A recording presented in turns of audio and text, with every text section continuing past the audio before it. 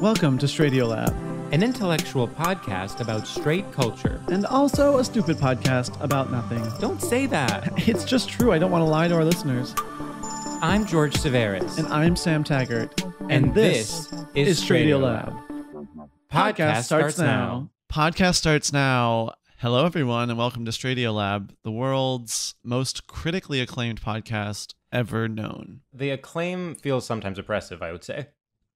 Well, yeah, because it sort of doesn't allow us to experiment, because then it sets the bar so high that we have to sort of reach this acclaim again and again and again. Yeah. And I know that now I've gotten used to it, and so that when we take that big experimental plunge and we lose the critics for even a moment, it'll hurt. And also, I feel like sometimes people, will all the critics will over-intellectualize it, and they will project their ideas onto us. And it actually feels, it's stereotyping. Just because we're gay doesn't mean we're smart. So we can't even say something stupid without then someone being like, oh, wow, that's kind of a commentary on the human condition, on being stupid. Yeah. It's like, oh, and you're like, why do you refuse to see what I'm trying to do here? George, I think you bring up such an interesting point, is that critics, like, what it is projection that they're doing. It's like critics would rather review your podcast positively instead of go to therapy. And it's like, and they would rather review something positively or negatively than go to therapy. Those are like they're two modes of going to therapy. It's like, if they're depressed, if they're in a depressive mood, they'll do a critical review. If they're in a kind of manic mood, they will do a positive review. And it's like, what's the end game here? Because you're not getting any healthier. Yeah, it is sort of like, did she give the performance of a lifetime, or did you just have breakfast this morning? You know what I mean? Right. And they do get, they're very jumpy. It's like a critic goes to, let's say, a film festival. I mean, they're essentially like on bath salts the whole time. I mean, they feel so deeply and yet so incorrectly that it's actually... It's putting them deeper and deeper into the pits of their own self-mythology. Well, I do think, we say there's a lot of pressure on us as critical darlings, but I think as critics, I kind of can't imagine the amount of pressure that they have if you're sort of a reputable critic and you can just, make or break somebody with a little review in your little magazine. That would be kind of tough for me. I would get a God complex, and I think it would kind of drive me insane. Yeah, and then here's the thing. They do. That's the thing. It's interesting because we are also critics. No, I think that's a really smart point, is that we are critics, just not at a magazine. Right. So it's more authentic. Define what a critic is. Why would I cheapen being a critic by writing it down or completing a thought? So you're saying that everyone's a critic? Or no, that I'm saying I'm a critic and that I don't want to cheapen that by writing it down. Oh, okay. I hear what you're saying. Just because I think that about myself doesn't mean everyone is like that. You're saying that we criticize for the love of the game. They criticize for profit, and it bastardizes it. Sure, yes, but it's not even for the love of the game. It's actually it's to create for the culture.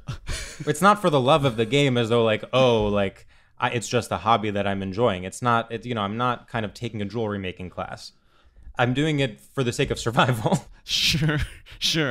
Okay. Yeah, that makes sense to me. It's just weird to me, I guess, that you need to sort of take people that take jewelry classes down a peg in order to make your point. Well, I don't know. I mean, when was the last time you met someone who took a jewelry making class and then had an interesting conversation with them?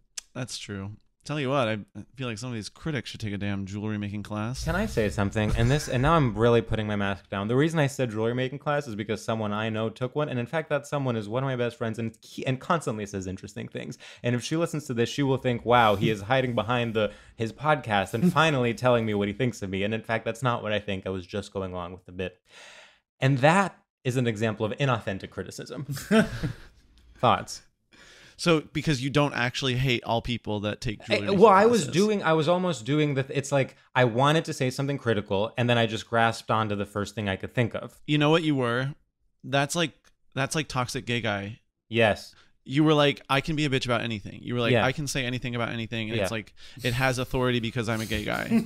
Yeah. And you sort of took that power and like you abused it actually. Right. And, I think both of us are kind of in a space where, you make fun so much of, we would make fun of people that said something like, let people enjoy things, like, why does everyone have to be so critical? Let people enjoy things. Almost to the point where now horseshoe theorying around, and now I'm like, wait, maybe let people enjoy things. You know what I mean? I'm like, wait, if the alternative is being a stupid gay guy, then yeah, I'd rather just let people enjoy things. It is so, the let people enjoy things versus the be critical of things conversation is one of the hardest conversations to have. It's almost like I don't want to get into those waters because it's like both sides are so toxic that it's more like I want to be like Dolly Parton and apolitical on it. Like, I don't think you should... you can't enjoy everything. The only way out is to be Dolly. The only way out is to be Dolly. Even that, but you can't be apolitical when everything's political. No, because it's complicity. Yeah. So I guess I'm complicit in the let people enjoy things, be critical of things debate. Yeah. I guess, does that make me pro let people enjoy things? Well, I think we're all kind of trapped in a circle of doom. How would you feel about bringing in our guest? I think that could be a sleigh. I would say... Okay, wait. Yeah, Can we, before we bring in our guest, yes. I think our guest might have a thought on this, but I want to say slay is like, has been the word that has like had such surprising lasting power. Yeah. And for some reason and somehow it has been imbued with this sense of irony where it's cool now and it's like, it was sincere. It was slay yes mama, but now it's like actually slay yes mama in a way that is like funny and implies being in the know even. It's almost like wearing an ugly shirt and being like, but I'm wearing it cool. Yeah. That's pretty much all I had to say on that. Yeah. No, you know what, actually, let's bring her in with that, with the intention of getting her take on that specific topic. What do you think about that? I think that's genius. Okay, please welcome the star of the upcoming Queer as Folk reboot, Theda Hammel. That's not, it's not untrue. Say more. I did get an email at some point to audition for that. Not for any sort of starring role, but I did not respond at all because I thought that it was such a bad idea. Right. And now apparently it's out. Yeah. Right? And everyone's talking about it. It's a huge hit. It's a huge hit. It's a water cooler classic. It's and it's really a tribute to the good work that was done 20 years ago on the original show. Yeah. Where everybody learned about how much that guy loves to suck cock. You know what? Go ahead. No, well, I want to hear your thoughts on Queer as Folk. No, what I was going to say is just like, of course, it's like, I'm laughing at what you're saying, and it's so funny to think that at the same time, quite literally, that's where I learned about sucking cock. Yeah. Like, that's the real tragedy of all of this is like, you're kind of like, sure, I can make fun of someone being like, calling it a, instilling it with some meaning that I find almost disingenuous because ultimately it wasn't like, it was almost unintentionally important. It wasn't important because it was good art. It was important because it was the only thing there was, and I found it on dailymotion.com, and I searched sex scenes only season 2. Were the sex scenes good in season 2? I remember actually a decline in sex scene. Like I agree. Yeah. I feel like the first season had all this I love sucking cock because it was all about I was a young fellow at the time and and it was like Justin or Dustin, whatever the fuck his name is. Doesn't he have to do this big thing where he like tells his mom, he's like, Mom, Dad, guess what? I love cock. And like yes. That is like very developmentally imprinted on me as being a quintessential, like a conflation of mother, the confessional, and then just the vulgarity but then I remember when I finally got access to the show as an out adult or whatever and watched all the DVDs from the high school or from the college library, it was not as erotically titillating. It was just more like a soap. Yeah. I also got the DVDs from the college library. Wow. Yeah. That is so crazy. We needed something to do. And I remember secretly watching them in my room and being like, I can never let anyone know about this.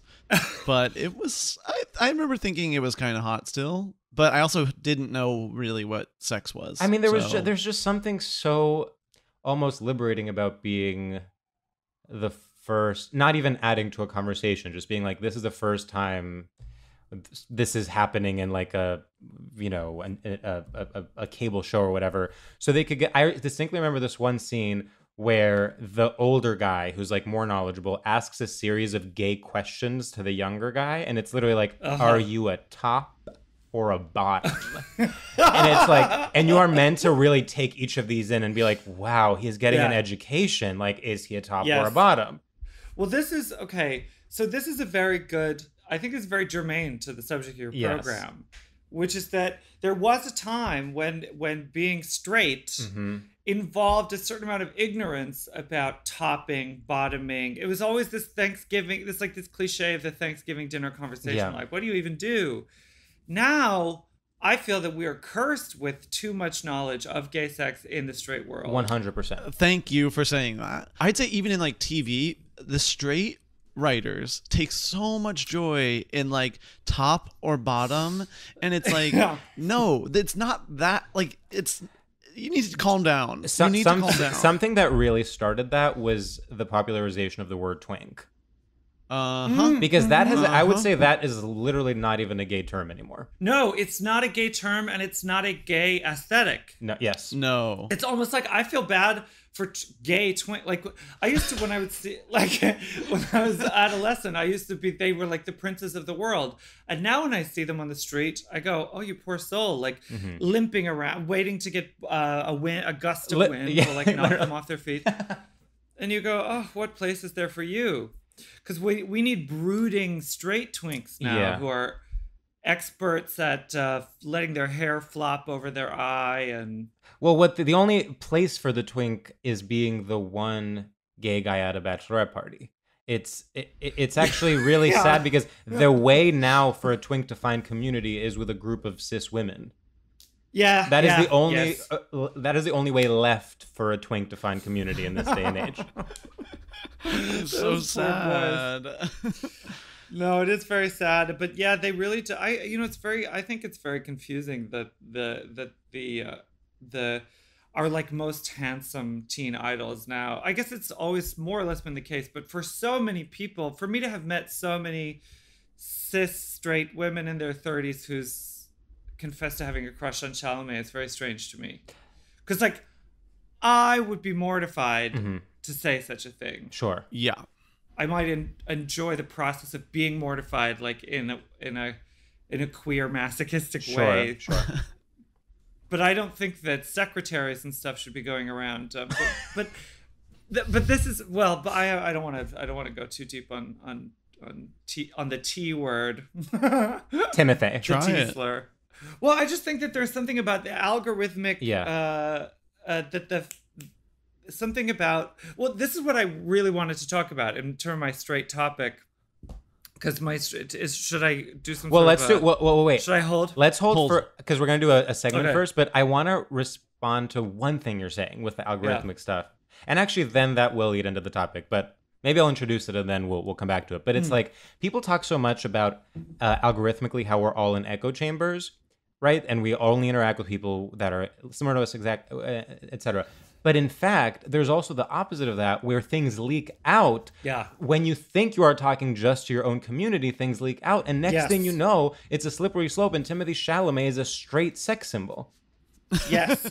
Yes. You know? Huge leakage. It's not just this bubble. It's not just a bubble. I think that's actually what that is. And they're both two sides of the same coin. It's like, the bubbles are a problem and the leaks are a problem, and the leaks are all in the wrong directions. Yes.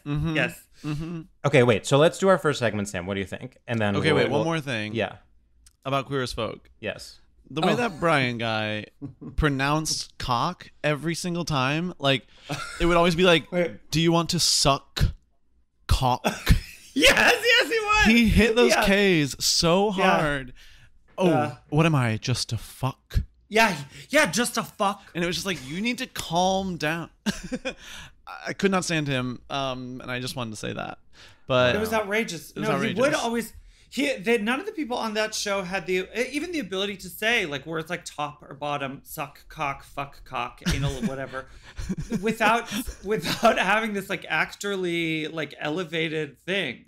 Well, like, they're also, also, like, want to suck my cock? They're presumably talking to one another as members of a gay scene. Like, it's not going to shock me if I'm hooking up with someone and they say cock, but they're acting as though they're shocking their mom when they're talking to a romantic partner. So it's like you're literally in bed with someone naked, and you're like, does it make you uncomfortable that I'm hard? It's like, no, that's like part of the plan here. Yeah. Does it make you uncomfortable? Is this a problem? When Would you it be a suck. problem if I put my cock? Yeah.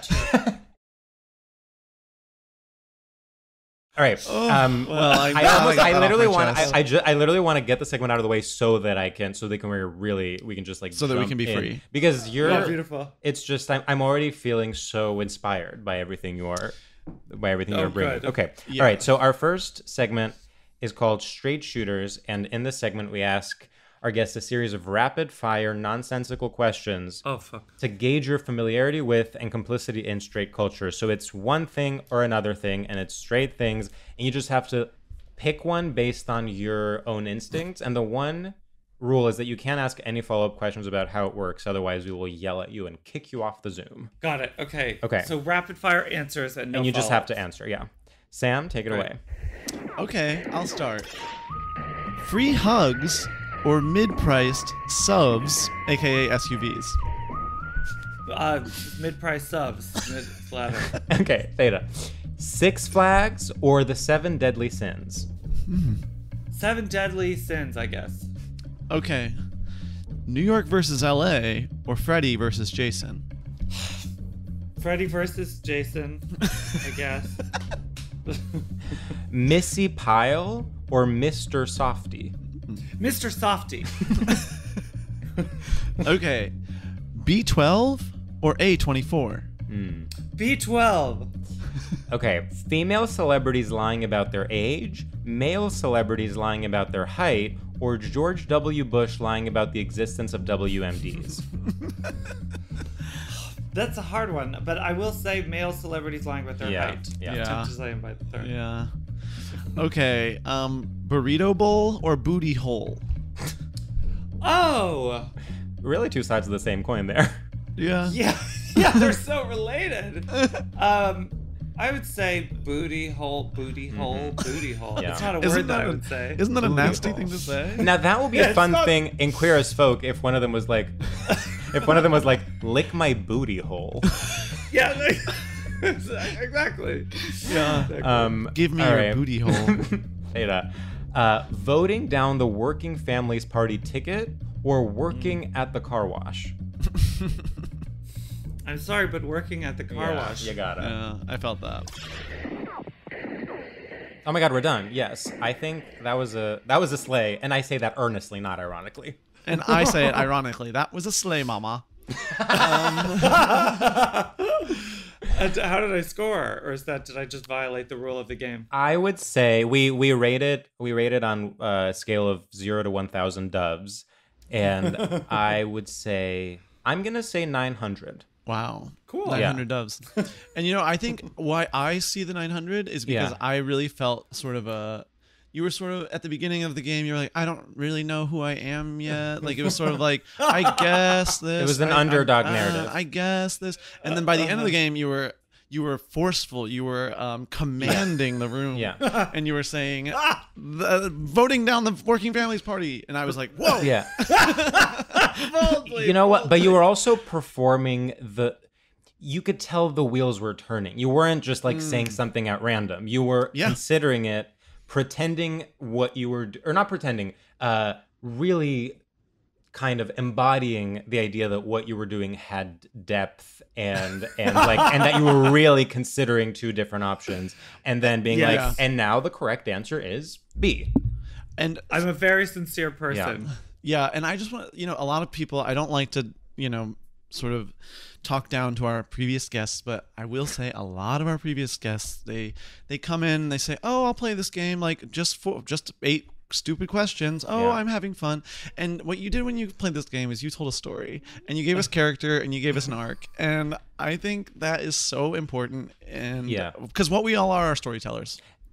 Well, it's the only way you can get on this podcast. Without them, we need stories to live. Without stories, we would literally die. We would die. We would perish. We would be extinct as a nation. You know what Sam told me the other day, and he made this up. We tell ourselves stories in order to live. Exactly. Well, that's so accurate. I said, "Did you read that, Summer?" He said, "No, we're just talking. We're having a conversation. It's just something that I think." It's one of my opinions is that we tell stories in order to live. You don't have to agree. I said it's actually fine if you disagree, but it is something that I invented. Yeah, you were like, I don't. It's like he was like, I don't feel strongly about it. It's not like, oh, I'm gonna be mad at you if you disagree. I'm just like, in my opinion, we tell ourselves stories in order to live. That's incredible. I've never thought it through in exactly that way. Yeah. Most people don't. And when you hear a phrase like that, your first inclination is absolutely to just agree with it and not to go, what? Right. to say, why is that? Why do you think that's true? Well, yeah, there's almost like, has there been a study, someone stopped telling stories and died? I don't know, not that I've heard of, The answer is no. The answer is no, ultimately. Like, I hate to bring science into it. Yeah, the answer is no. Okay, here's my story. It's a sci-fi dystopian film. It's a film. It's big budget. I'm living. Wow. Someone at A24 just creamed their pants. Okay. Oh, and it's written by a queer creator? It's written by a queer creator. It's a sci-fi story written by a queer creator. It's written by a creator. It's written by a creator. who created happens by a writer. to be queer. It's written by a creator who happens to be queer. Let's put him on the panel. Let's put him South by Southwest. We're flying him out. God bless them. Okay, and it's a world where they don't tell stories. Here we go. Wow. What happens in that world? Well, it's still really in the development phases. But sounds like an A24 movie to me. No second act.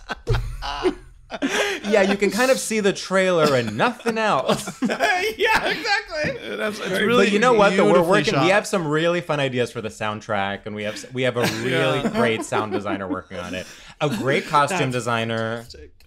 We're thinking Anya Taylor-Joy, but ugly. That's great. Look, well, I wonder if we could get Anya Taylor-Joy to just ugly up. Yeah. Oh, I'm sure. And it's like, we're saying this sort of mocking them, but I do think movies are just sort of colors and sounds. So if it looks good and literally, I've never seen a good one. No, I'm still waiting to see a good movie. Yeah, still waiting to see that. But it's got colors. It's got sounds. We watch colors and sounds in order to live. Yeah. There's a kind of, at some point you're like, yeah, we kind of just like get by in order to live. Yeah. Yeah. Yes. We'll take what we're offered. We'll take what we're offered. No one's happy. Wow. Okay. Hold on. Yes. Wait. Yes. Just side question. Are people like mad at A24 now?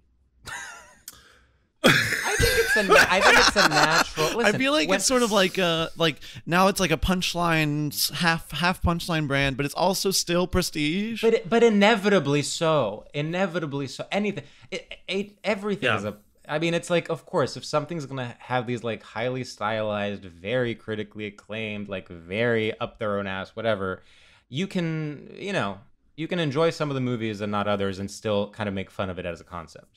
Okay. Nobody's like the, but also I think it's that it's a little bit like any successful active branding means limiting your identity to something that could be easily mocked. Exactly. Right? That's exactly it. Mm-hmm. Yeah. So nobody is like, oh great, another Searchlight indie. That's so true. Yeah. Yeah. They're like, but A24 made and elected to like really have an imprint. Well, it's the double-edged sword of like name recognition and brand refinement is like, you say A24, immediately everyone knows what you're talking about. And then immediately, you know, a few gay guys tweet about it.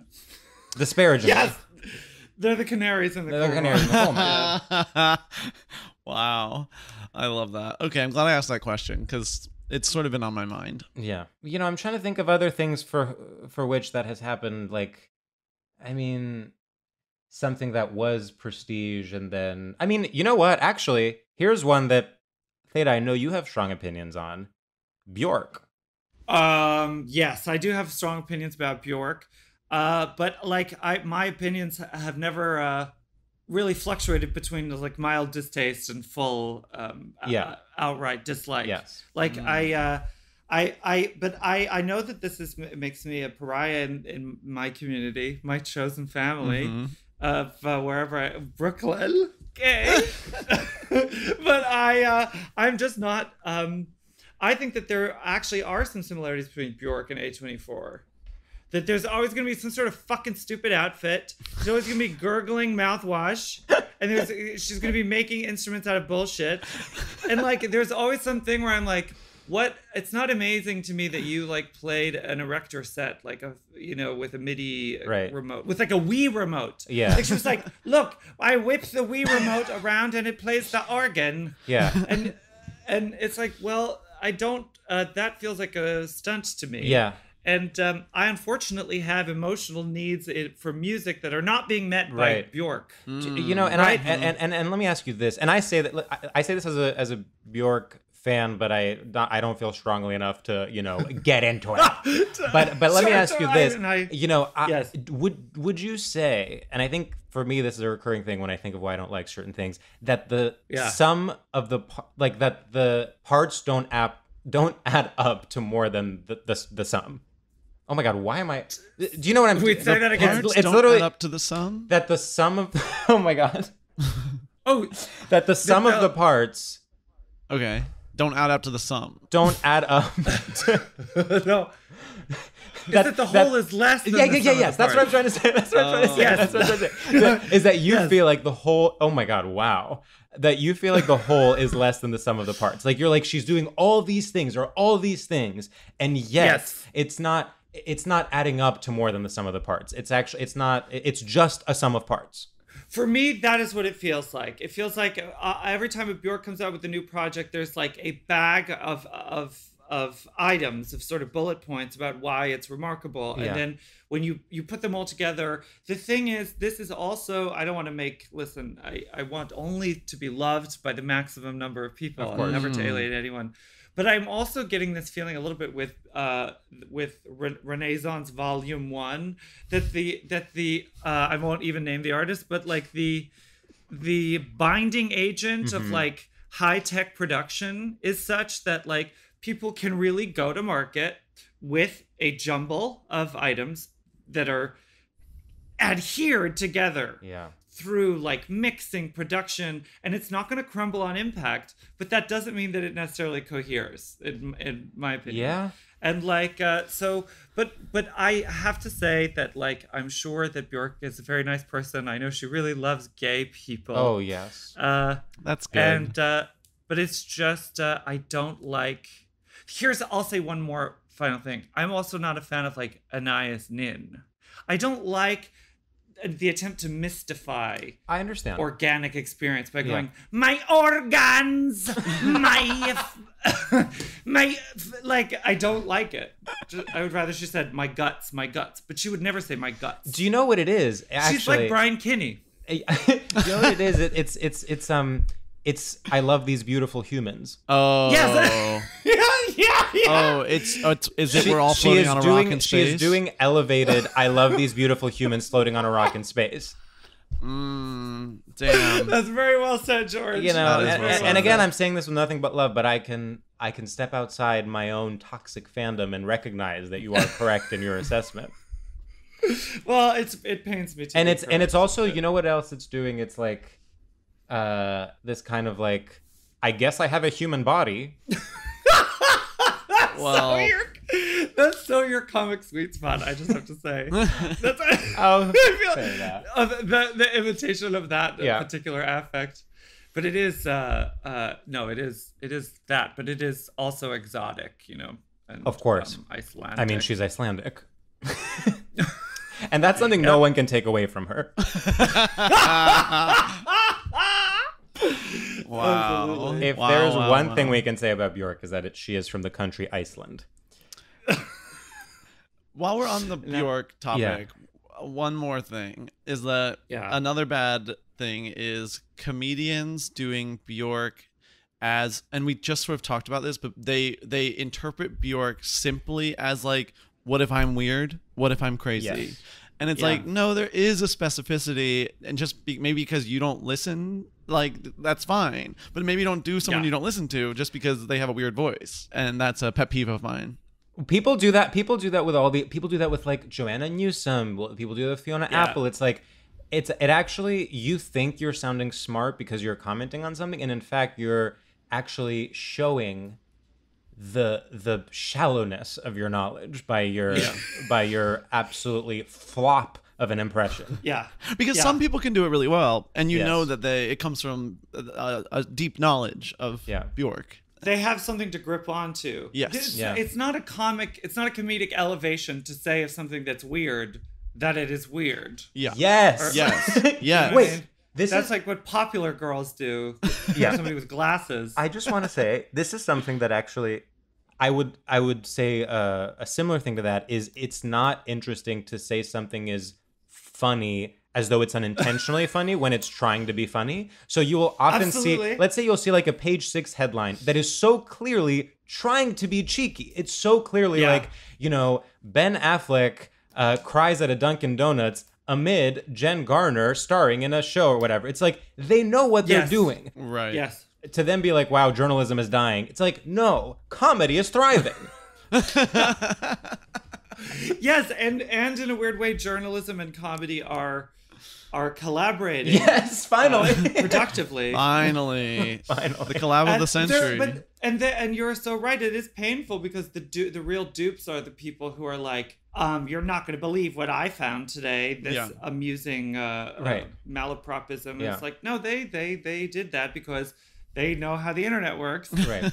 It's just... Well, that's been our takedown of the day. Well, we should get a new theme song for our brand new segment that everyone loves. Yeah, it's like beep beep flop. Yeah, flop. die in a ditch.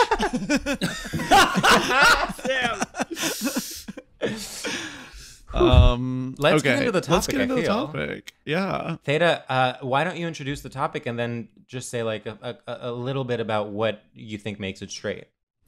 Okay, so this is what so the topic is something straight. And my thing was being gay with your friends. Yes. Being gay with your friends is the straightest thing right now in the culture. Now, maybe this is a little bit dated, but because I'm not advanced enough for TikTok, but I am an avid consumer of Reels. Reels. Well, we all are non-consensually, I might add. Truly. Every time I see a reel, I feel like I'm getting spammed. It's actually a jump scare. Every time you try to go into Instagram, which by the way already is bad. It's like the lowest form of culture. I think we can all agree.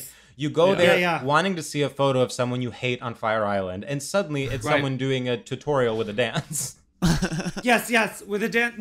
And like this has actually, I don't know if anybody. Okay, well, I'll deviate briefly, but then I'll return. But like, people are trying to shove the Reels vibe like everywhere. I have like many people, I mean, I'm still grieving the loss of Tumblr for gay pornography and also other forms of pornography as a heterosexual woman. But I have a little Twitter where you go and you follow people who are being totally depraved and degrading themselves. And now it's been overnight. It's suddenly populated by like a monkey doing a funny dance with a lollipop, or like people going down water slides. Like they're trying to give reels, and it's insane. You're I like, don't understand. you're like, get this dirt out of my face. I'm trying to watch someone get fisted. I'm trying to watch people get fisted, double fisted. And here's like a family on vacation. It's very, very dissonant. The thing that I've noticed about Reels is that I think that obviously the front-facing camera encourages among straight men a certain kind of beauty boy culture, like of like smoldering, sort of staring into their own eyes for whatever reason. And this is a little bit like that. It's no surprise to me that lip syncing, like rimming or whatever. I don't know how vulgar this podcast is. No. Oh no, go off. Okay. Yeah. But like that this is another one of these leak things Yes. that leaked out of the gay bubble and entered the straight culture. Because the reason drag queens lip sync is because it's really too much to ask for a drag queen to be both good at makeup and pretty in drag and have some sort of other skill. So there needs to be an ersatz skill that will allow them to justify being on stage for 5-6 minutes and collecting dollar bills. And the easiest thing would be for them to move their lips to songs that everybody already knows. So this is a non-skill. I don't believe that it's possible to like actually really do it well. And now that is such an asset because it allows people who don't even have the skills of drag, they just have a mild sort of beauty to them, to have something to do on camera for 15 or 30 seconds. And no wonder it's taken off. That lip syncing and the stupid dancing. But the thing that I find so shocking about it is that this is now being done by groups of straight men, because you would have to be really a very attractive man to get an eye to linger on you for longer than it takes the thumb to swipe. But if you're 4 or 5 middling attractive men, with 1 or 2 of you being really standout, it's like a boy band ethos. But, okay, and here's my final point. At least in the era of the boy band, right? People were on television, right? I'm doing this on Zoom. It went like this. She's doing like director fingers. Theda's doing a director fingers into a rectangle, In a rectangle. So you had a room on stage. But the vertical video, if you have 5 male friends and they can't be on vertical video together, they have to stand very, very close together to the point where they are touching and sniffing and just like I see where this is going. They have their noses buried in each other's hair, like, and it's deeply, deeply gay, and it seems to be the most their favorite activity. You are literally saying the medium is the message. I think yes. But I think yes, I do. Literally, the screen going from horizontal to vertical has forced homoeroticism on men. Yes, they have to stand. They have to stand together, closer together. Yeah, and they have to do all of these. They have to lip sync and dance. Yeah. Right on top of each other. They have This is crazy. I really love this. I first of all, I think the idea of leaks, as we're talking, like that lip syncing is a leak, rimming is a leak, as you said. The idea of a twink is a leak. Like, I think that is such a productive, concept. Just like theoretical concept. Yes. Yeah. Spot the leak. Yeah, spot the leak. And it's exactly what you're talking about with the topic of being gay with your friends. Or rather, the old way. It's like you used to hear. When you were, it's like boys at camp would like jerk off together, but that's almost that's kind like of what I thought this would be. And it's almost like now. I think this is great. Yeah. I mean, now, I like both. But. Yeah. Yes, absolutely. And really, I don't think like as a marked gay like kid, nobody wanted to jack off with me. It's pretty exclusive. But this is even worse because this I really feel is gay in the sense of being both sort of lame and you mean it in both like terms of the word? Version of gay. Yeah. Gay derogatory. like it's homoerotic and it's like lame and stupid. Yeah, I'm very curious what like high school kids think of these people doing this, because I can't, like, they're not stupid either. Like, part of me is like, I bet you hate it, like, right? Or do you think it's cool? I really cannot tell. Can I tell you something? I genuinely, because my youngest sister, I have 2 sisters. My youngest sister is very young. She's like 22, And yeah, literally, it is the case that it's cooler to be somewhat queer adjacent. Like, she is a straight, I'm not saying that about her. She identifies as straight, but she will like be dating a guy and be like, he's so cool, he's kind of queer. Like, he's so hot, he's like kind of queer. And he like knows a lot about the queer community, so we can like do queer stuff together. That's such a waste. It's to me, that's such a tragedy. I don't mean it. Whatever. It's okay. I just. Do you think we're losing something with traditional masculinity dying? Yeah. Yes, I sort of do. I think that I think basically, not to get too sincere about it, but I do think that it's a shame anytime a straight man knows exactly how attractive he is. Yeah. I think ideally straight men should be people who are not interested in any form of male attractiveness, including their own. But we are also seeing, I think, in addition to lip syncing, dancing, we're also seeing a huge proliferation of weird fitness, sigma male bullshit of like men just like admiring themselves in a way that is not even erotic enough to be sexual, but it is disappointing. You again, like it's like this is so gay. Like this is so gay. This is so like Billy Budd or whatever. But like yeah, a man who's like on a sailboat, like with a bunch of other friends, like and friends. Crewmates? What the fuck are they called? Chaps. They're called coworkers. Yeah, his coworkers. They're pulling ropes Yeah. or doing whatever. They're, and they build up muscle and they hose each other down. Right. This is great. Because ideally, all of those, they're too busy doing something else to notice how attractive they've become. But that's not true anymore. Oh, well, that is. I now am getting what you're saying. It's like they are doing it. Sorry. No. It's like really clicking. It's like they are unaware of the fact that they are quite literally working out to become hotter. Yes. That they're like making progress on their fitness journey. Yeah. But, yeah, exactly. But yeah. And They would never that's post. They would never post the progress pic.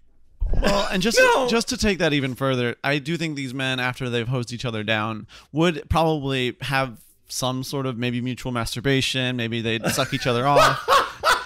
And I do think that it would be like, well, it wouldn't be homo. It would be it would be sort of practical, if you know what I mean. Absolutely, and that's the practicality that I lament. I lament it because I don't actually see queerness and practicality as being compatible. I feel like maybe that's a bold claim. I haven't really thought it through, but all of these queer things are, well, they're very concerned with affect. I think queerness and affect are very linked.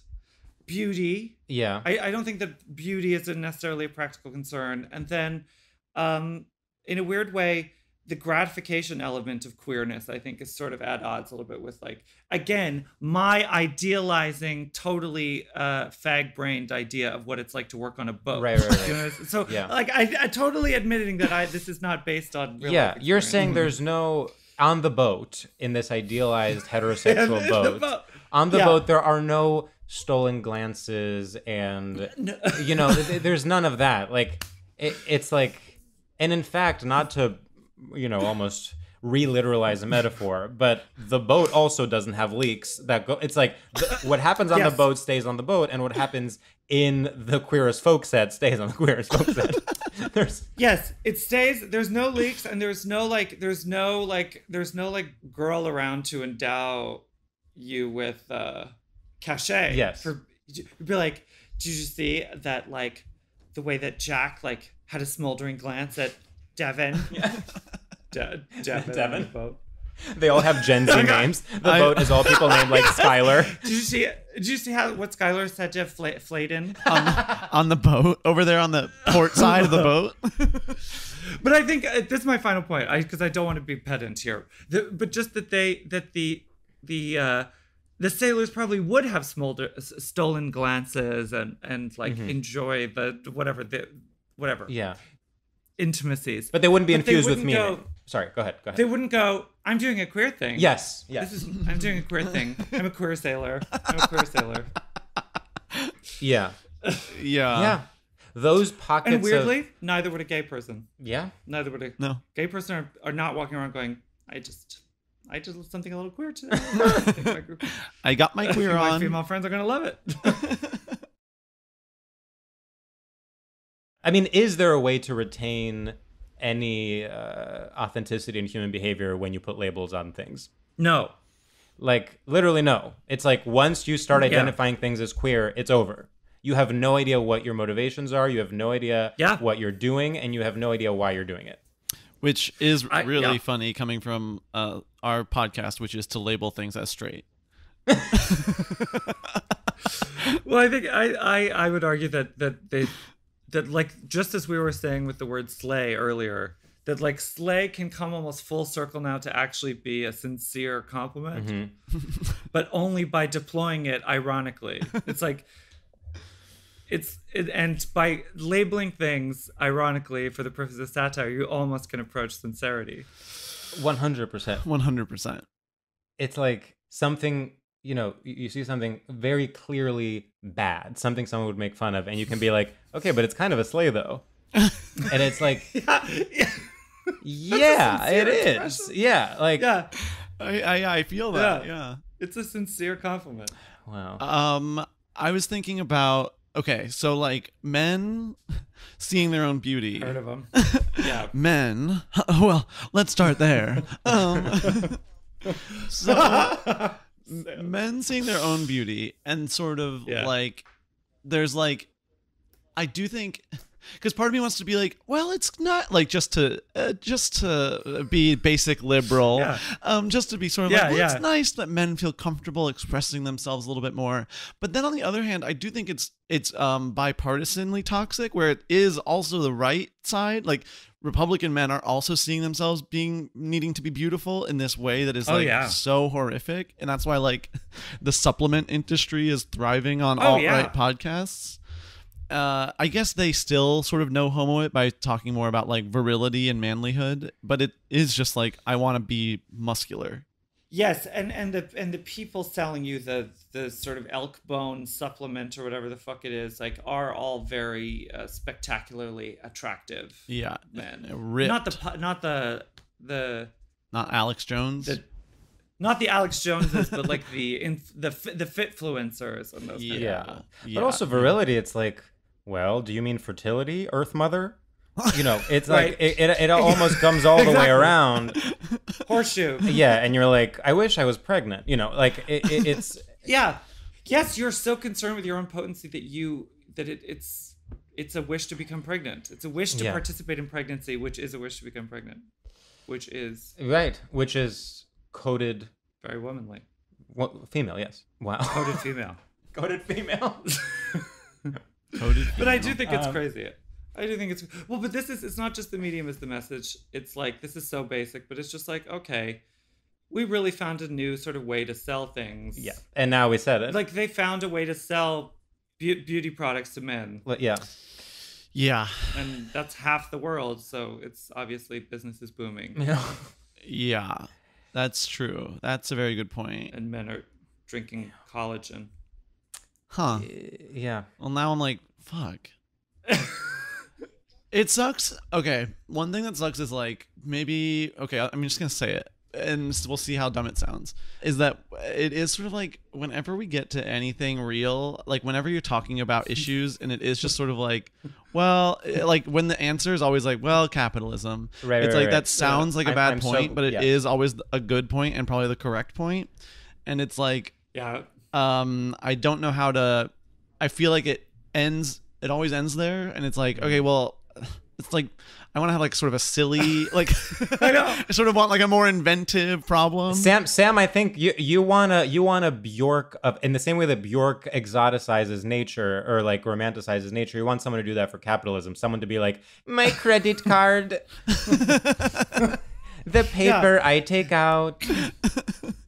Yeah, I'm craving more, my little product. Yeah, more mysticism in sort of our issues. And then it's like, no, it's just that we all like are trying to make as much money as we possibly can before we die.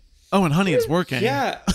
No, and it is. I mean, again, not to be so but sincere and down, but I do think that is one of the ways that I think that boredom with the topic is one of the huge ways that the order is maintained.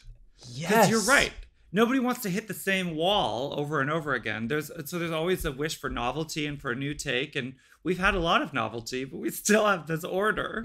Wow. That is That's actually so genius. Yeah. I'm obsessed with that. It also is a snake eating its own. The snake.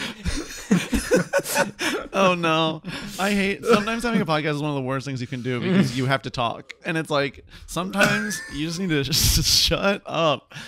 never. You never need to shut up. Thank you, Queen. Never. I love it. Wow. So we got to dress up the issue, I guess. I We just need to. wanna say- Here's what we're gonna Yeah. do. We're gonna put capitalism in drag. We're gonna make it shine, and we're There gonna you show go. the world that it's always been the problem. It's always been. We're going to that show the bitch. world that capitalism can be a sleigh. It can be. It really can be. It is what you're saying, though, that like you always need there always needs to be a new take. There needs to be like a new thing we haven't seen before. It's almost like a snake eating its own tail, because that is, again, a capitalistic system where it's almost like Yes. this like marketplace of ideas where you can't just say the same thing of like capitalism is bad, because we've heard that before. Exactly. No, exactly. That won't sell. It won't That sell. It doesn't literally sell. won't sell. Oh my god. So speaking of sell, our next Yes. ad is for. Oh my god, I forgot we do. I literally Ad forgot reads. we do ads now. So okay, wait, Theda, I wanna Yes. as we kind of bring this home, I wanna go back to the being gay with friends thing specifically. Yeah. And like how yeah, you yeah. see it happen. So you feel like TikTok, Instagram Reels, all that is one element of it. Are there other places in the culture that you're seeing this kind of thing? Well, I think in general maybe this has always been the case, but it's very hard for gay guys to be gay with their friends, because then they just are having sex, which is like different. Yes. This is where my words sort of fail me. No. But like, yeah. I think that, do you know what is the best experience in the entire world? Is you're coupled to somebody, right? You're in a relationship, and then there's another couple, right? And you have a special rapport with a member of that couple. The sweetest, most enjoyable thing in life is to flirt with somebody else's boyfriend. Yes. Knowing that their relationship is secure and that yours also is. And because you're stable at either point, you can enjoy the freedom of flirting. And I think actually because straight guys, I'm not saying that they're not straight, but I do think that because they're straight, they're able to enjoy being gay in ways that gays cannot. Well, it's also yes. Well, because it's that form of straight homosexuality, by definition, will never be available to someone actually gay. Never. You'll never go to Narnia. You'll Yeah. never get through. Well, the it's door. almost like not to be so reductive, but it's almost like how the friendship between a gay guy and a straight woman will never be available to like a cis straight guy and a cis straight Yes. woman. Because relationally that just can't happen.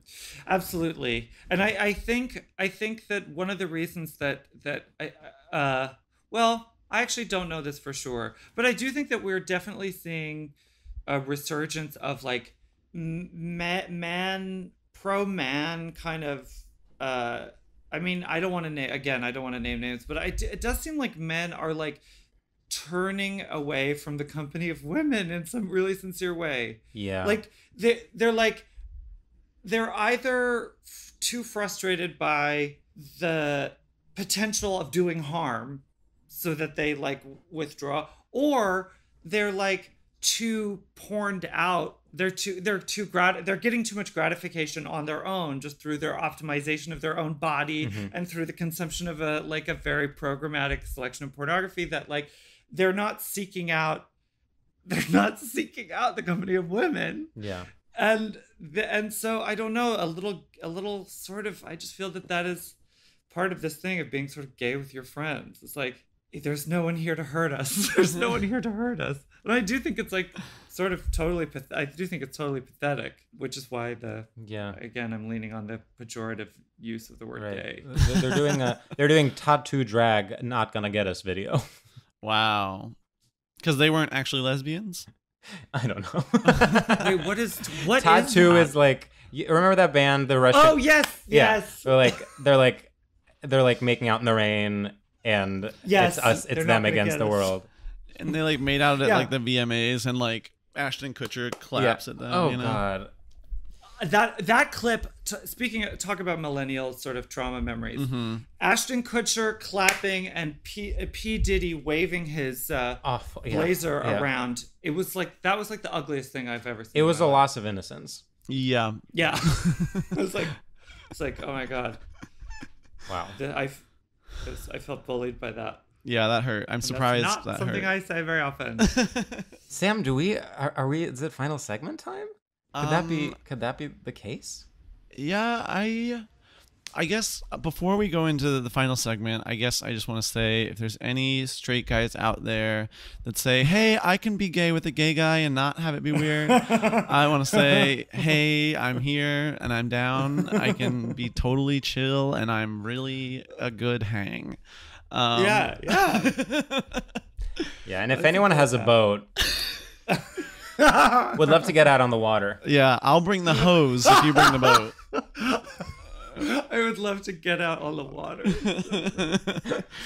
Yeah. Wow. Well, okay, our final segment, Theda, is called Shout Outs, and in it we give a shout out to anything that we enjoy, sort of in the style of TRL in 2001, and you're shouting out to your squad back home. A classic straight form. Anything you feel. Oh, okay. You know, by design, we always think of them on the spot. It's kind of, you know, it's part of the charm that everyone loves about both of us, how unprepared we are. Well, it's radical transparency, but it's radical transparency. I'm trying to think, like, do you have one, Sam?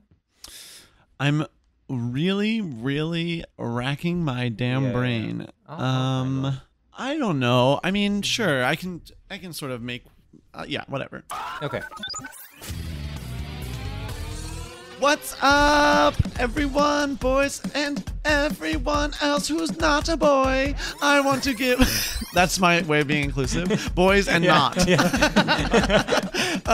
I want to give a huge shout out to the Island of Fire, Fire Island. I was there last week, and it was fun, but at the same time, it was miserable. Oh, and this is my actual shout out. I learned about a form of bonding that people do in sort of camps and vacations called forming, storming, norming, performing, mourning, and I have been thinking about it constantly. What? When you meet new people, at first it's forming. You're forming your relationships. It's joy, and then you have storming, where you fight. You go back down to normal. You realize you aren't in love with each other, and you actually kind of hate each other. Norming, you accept each other's flaws, and you can live at peace. Performing, you perform your role in the group, and then the final stage is mourning, is when you are in fact separated at the end of that, and you take joy in the time that you had and mourn the loss of it. And I have been thinking about it constantly, and it was very true for our house, and I think it made things much easier, because when we were fighting, I'd be like, this is just storming, tomorrow will be norming, and we were. Woo! Wow. Woo! That's beautiful. Gorgeous. That's a great shout out. We found it. It was clumsy up top, but we found it. Okay. All right. I'm deciding between two. Neither of them are good. Okay, wait. I have a sub shout out for my shout out. Okay. Yes. That was Natalie Rotter-Lightman told me that. Friend of the pod. Wait, she told you that entire the forming framework, storming, norming, performing, mourning. Yeah, she used to work at like summer camps, and she told me about it. Oh, she didn't invent it. No. She. It's like a thing. I'm sorry to say, I thought you really like came up with that whole cloth, and I was kind of stunned. Oh, no. You were literally like, oh, I don't know. I guess my shout out can be, and then it's like a fully formed theory of human behavior. No, it's been tested by scientists. Okay, I actually have a shout out that is very relevant to our topic that I feel ambivalent about, but I'm going to just go for it. Mm-hmm. What's up, freaks and losers out there? It's your boy George. I want to give a quick shout out to the type of guy that's like a soft guy that you see at yoga. It's like he has the jewelry, he has the tattoos, he has kind eyes. And then in the middle of the class, he takes his shirt off and does the poses. And because of the way you are positioned, when you are looking at him, he is in fact facing the other way. So you can just freely look at every inch of his body. Yeah. And then the class ends and you can kind of have an unspoken, like, thank you for that. I really appreciate it. Normally, I would not have a front row seat to this in my day-to-day life. But today, you gave me that gift. And I got a workout. So shout out to him. Woo! Woo! That's a beautiful shout out too. Theda. That's beautiful. Wonderful. And Theda, whenever you are ready, I say go off. Oh, a shout out. Do I do a little a thing like what's up everybody? Yeah, like however you want to do it. You can make it your own in any way you feel comfortable. What's up, New York? I just want to give a shout out to any place that serves just like a nice, simple meal of like just rice, broccoli, and a protein. Say no that. Flavors, no chili lime, fucking please, no, nothing too intense. Like, please just let me live. Yes. I would like to give a shout out to you. Woo! Woo! That is... Theda, I have been thinking about this constantly. I'm like, why can't I just find a restaurant that is like grilled chicken and salad? Like, it's insane. It's insane. Yeah. And I guess the answer is diners, but why can't it be better? Yeah, why can't it be better? Why? I mean, I literally want a dining hall. That's kind of my fantasy. I want a dining hall. That's the I just thing. don't want to cook for myself, essentially. And I don't want groceries, and I don't want to think about it. Absolutely. Do you know what's literally like impossible when you're like, oh, I'm in the mood for something healthy to get takeout or to go to a restaurant? That does not exist. Does not exist. Can't happen. Never. I've never known it to happen. Never. No, that has not been my experience. It's terrible.